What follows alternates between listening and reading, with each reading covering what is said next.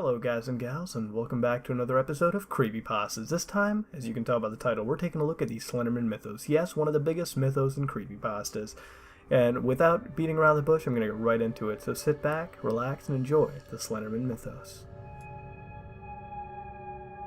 The Slenderman is an alleged paranormal figure purported to have been in existence for centuries, covering a large geographic area. Believers in the Slenderman tie his appearance in with many other legends around the world, including Fear Dub, or the Dark Man, in Scotland, the Dutch Takken Man, Branch Man, and the German legend of Der Grossman, the Tall Man.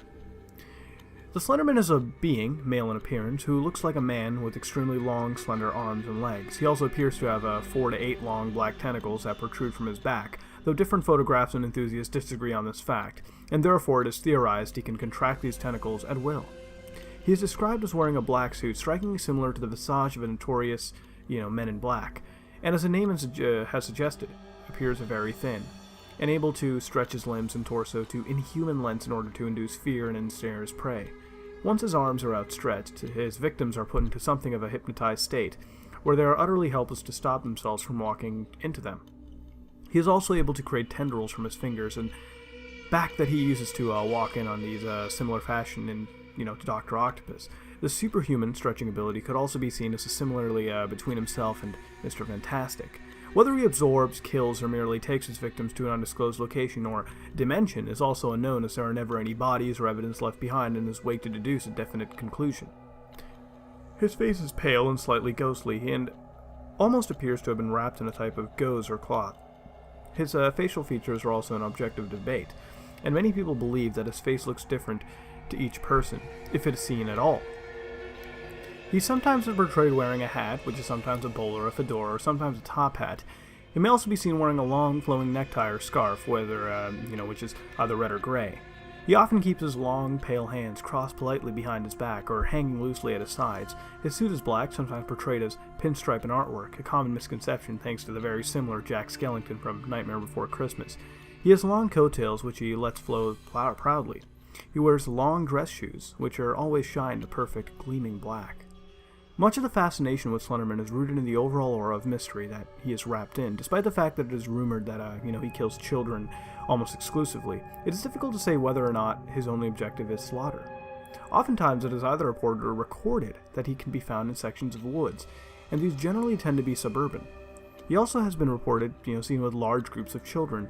As many photographs portray, it is commonly thought that he resides in woods and forests and preys on them, children rather.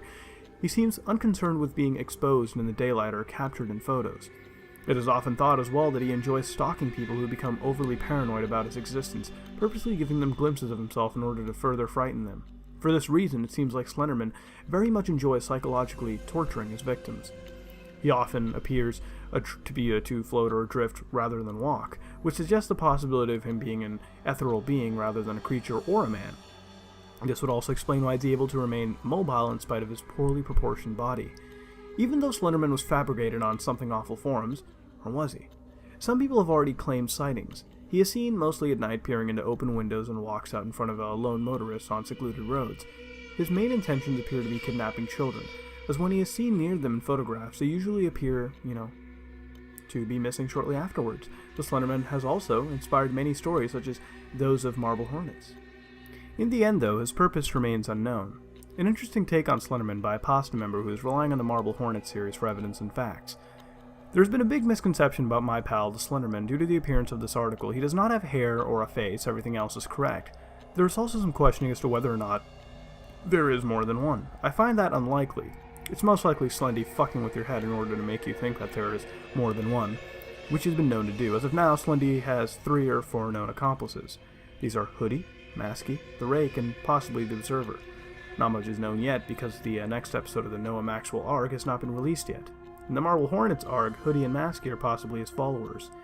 In the Everyman Hybrids ARG, the Rake seems to be working with them, but we aren't really sure if that's true.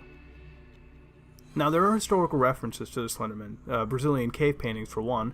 The earliest argued reference to the legend is within the cave paintings found in the Serra de Capivara National Park in the northeast of Brazil, which are believed to date as far back as 9000 BC. These paintings show a strangely elongated creature leading a child by the hand, but make no reference to the extra appendages. In Egyptian hieroglyphics, Its reference to be Slenderman comes around 3100 BC in Lower Egypt, with references to the Thief of the Gods or the Thief of Cook being common place during the reign of Pharaoh Weisner.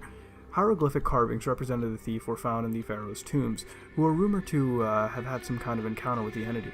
The carvings resemble a strange figure with multiple upper limbs, one that has never been found in any other hieroglyph language. Now, renowned German woodcutter Hans Freckenberg created at least 2 woodcuts featuring a character he described as Der Ritter, the Knight, during the mid-16th century that were discovered in Halsberg Castle in 1883. Whilst Freckenberg was well known for his realistic depictions of human anatomy, something that was unusual among woodcuts of the time, these pictures featured a skeletal, multi-limbed character. Historians are unsure of the exact symbolic nature of the character, while some claiming that it is a personification of the religious wars that raged in Europe at the time, whilst others say it represents the mysterious plagues that have been believed to be the reason for the mysterious abandonings of the Habsburg Castle and the nearby village in 1543.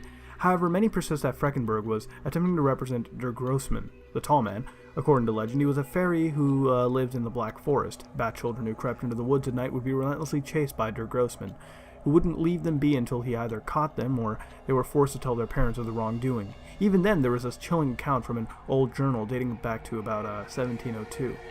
"My child, my Lars, he is gone, taken from his bed. The only thing we found was a scrap of black clothing. It feels like cotton, but it is softer, thicker. Lars came into my bedroom yesterday, screaming at the top of his lungs that the angel is outside. I asked him what he was talking about, and he told me some nonsense fairy story about Der Grossmann.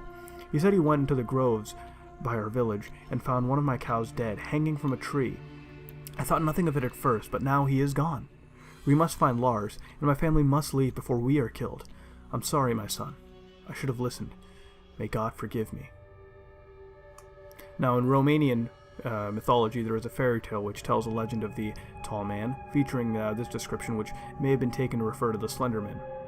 It goes as this: "The tall man stood in a clearing, dressed as a nobleman, all in black. Shadows lay over him, dark as a cloudy midnight. He had many arms, all long and boneless as snakes, all sharp as swords, and they writhed like worms on nails. He did not speak, but made his intentions known." In the fairy tale, the tall man chases a mother to kill her husband and child before he slid from a fireplace and clenched her in his burning embrace.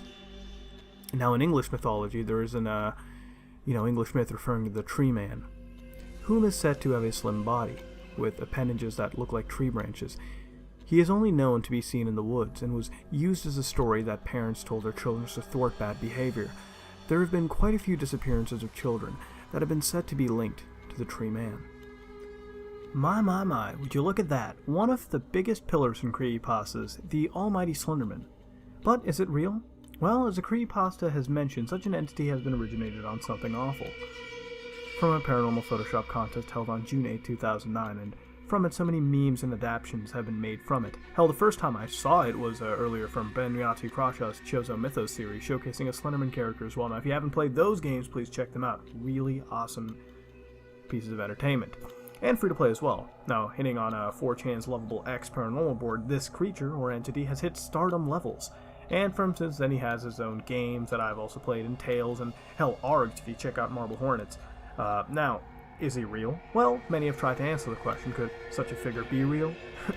You ask me, anything in this world can be true. I mean, this world is that fucked up. But then again, I'm also a skeptical bastard, and this pasta brought forth its own evidence, which was really nice. Now, looking at it, as far as I can see, and I follow Slendy a whole lot. I followed him before I even did any of this, and the fact is that he really is an anomaly. I would be on the camp to know that he abducts children, but to know what he does with them is also, unanswerable, because it is obscure. You don't know. There is no evidence afterwards. Now, he also appears to be friendly in photos, but I've never seen, a real-life capture of the character from any other, amateur photographist. And why would I really? He doesn't showcase to anyone, which is a sad part in real life. But if we look at some of these photographs that are the most popular in the Slenderman mythos, he appears to be just out in the open, which I believe is a post-effect. He's not really there, just added to the photos as soon as it's taken.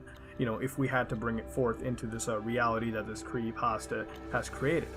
I assume once more, to psychologically fuck with the photographer at the time. The links to other mythology, even looking at the pictures associated, seem too far off to connect it, though. I mean, look at the Egyptian one. Slenderman and him just share arms. I mean, other than that, no. The German one as well, to me, is way far off. I don't even know how this one is connected to Slenderman. and the descriptors for the other ones are way too generic. So to me, these are just too broad to really associate him with it. He is one of Creepypasta's legend, and he is so entrenched that he's really one of the ambassadors of this phenomenon. I will continue to find Slenderman very fascinating. But is he real? Hell no. So sleep well at night. Or maybe not. I don't know. In the end, tell me what you think of our pal Slendy. And this has been another episode of Creepypastas. If you like what you saw, like, comment, and subscribe. This is me, Luda Harn. I am out.